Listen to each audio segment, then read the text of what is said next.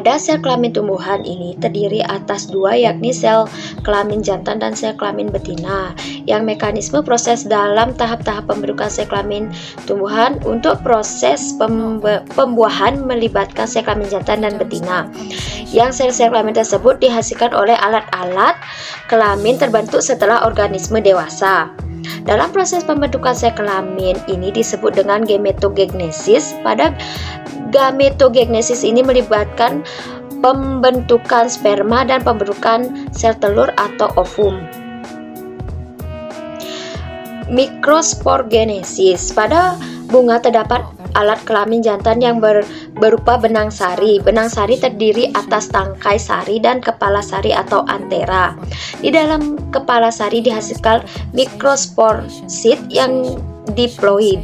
Mikrosporoid ini akan membelah secara meiosis menghasilkan dua mikrospora yang haploid. Nah, selanjutnya masing-masing mikrospora membelah diri sehingga dihasilkan 4 mikrospora yang tetap mengelompokkan menjadi satu.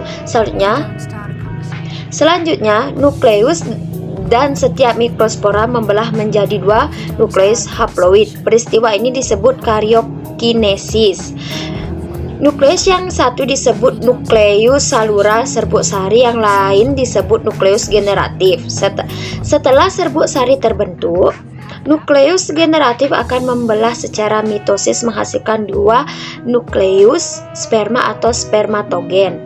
Sedangkan nukleus saluran serbuk sari tidak membelah. Dengan demikian, setiap serbuk sari yang masa akan memiliki 3 nukleus haploid, yang satu nukleus saluran tersebut dari sari dan 2 spermatogen. Spermatogen ini akan masuk menjadi spermatozoid.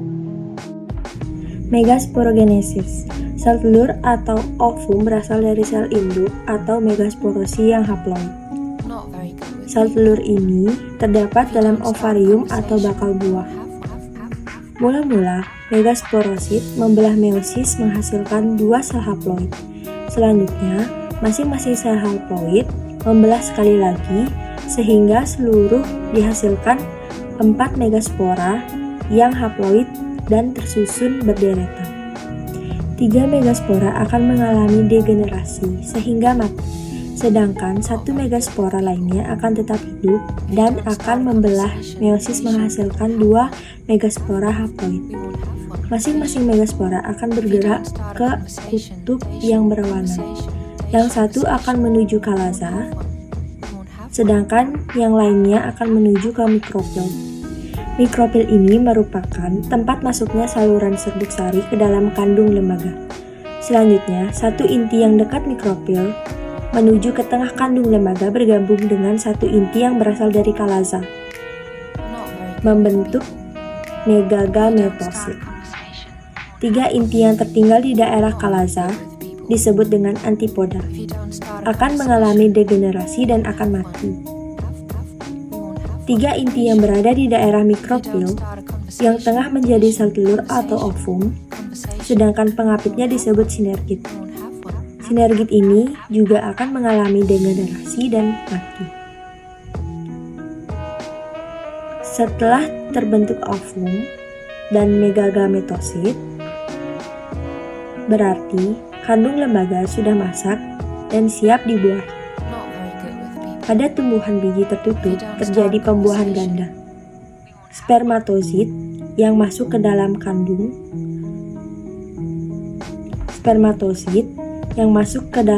lembaga. Dari setiap bulu serbuk sari ada 2 buah. Yang satu membuahi ovum menghasilkan zigot, sedangkan spermatosit yang membuahi megagametosit menghasilkan calon endosperma. Penyerbukan atau polinasi adalah jatuhnya serbuk sari pada permukaan putik. Pada sebagian besar bunga, peristiwa ini berarti jatuh pada bagian kepala putik. Penyerbukan merupakan bagian penting dari proses reproduksi tumbuhan berbiji. Penyerbukan yang sukses akan diikuti segera dengan tumbuhan bulu serbuk yang memasuki saluran putik menuju bakal biji. Di bakal biji terjadi peristiwa penting berikutnya, yaitu pembuahan. Penyerbukan ada 2 macam, yaitu penyerbukan sendiri dan penyerbukan silang. Penyerbukan sendiri adalah proses penyerbukan kepala putik oleh serbuk sari yang berasal dari bunga itu sendiri atau dari bunga lain pada tumbuhan yang sama. Penyerbukan silang ialah proses perpindahan serbuk sari dari anter bunga tumbuhan ke stigma bunga tumbuhan lain yang sama atau spesies yang berkerabat. Penyerbukan dapat dibantu oleh angin, serangga, burung, keong, dan binatang kecil lain. Fertilisasi adalah proses pembuahan atau peleburan gamet jantan dan gamet betina.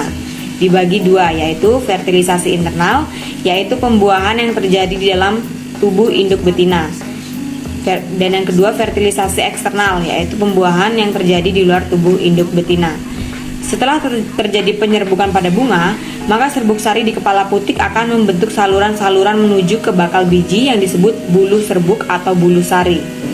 Pada saat itu, inti vegetatif berjalan di muka dan diikuti inti generatif. Fungsi dari inti generatif adalah mengatur pertumbuhan bulu serbuk sari menuju ke ruang bakal biji. Fertilisasi pada tumbuhan biji terbuka atau gimnospermae. Pada tumbuhan ini, inti spermatozoid yang dihasilkan oleh serbuk sari akan membuahi sel telur sehingga dihasilkan zigot saja, sehingga akan disebut pembuahan tunggal. Kemudian ada fertilisasi pada tumbuhan biji tertutup atau angiospermae. Di dalam bakal biji ada dua buah inti, yaitu inti sel telur dan inti kandung kenbaga sekunder.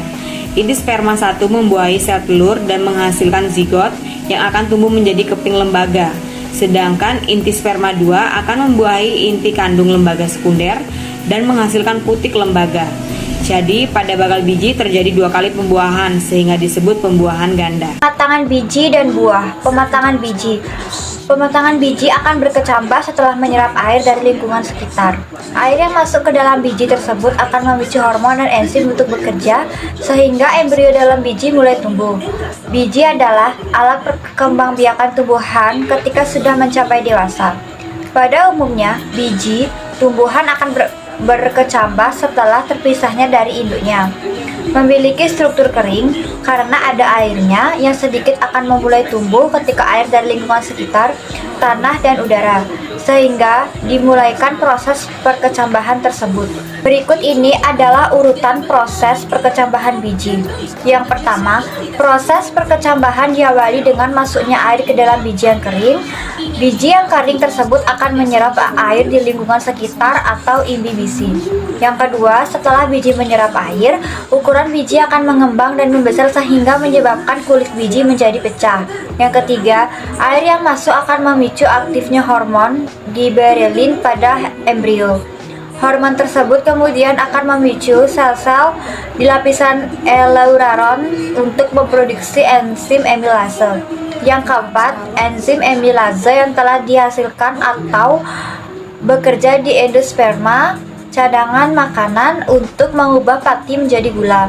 Yang kelima, gula yang telah dihasilkan akan ditransfer kepada embrio sebagai bahan untuk tumbuhnya embrio. Yang keenam, tipe perkecambahan biji. Tipe perkecambahan biji. Perkecambahan biji ditandai dengan mulai memanjangnya batang akar dan daun yang akan keluar dari biji. Berdasarkan letak kotiledonnya, perkecambahan dapat dibedakan menjadi dua, yaitu epilegal dan hipolegal. Pematangan buah.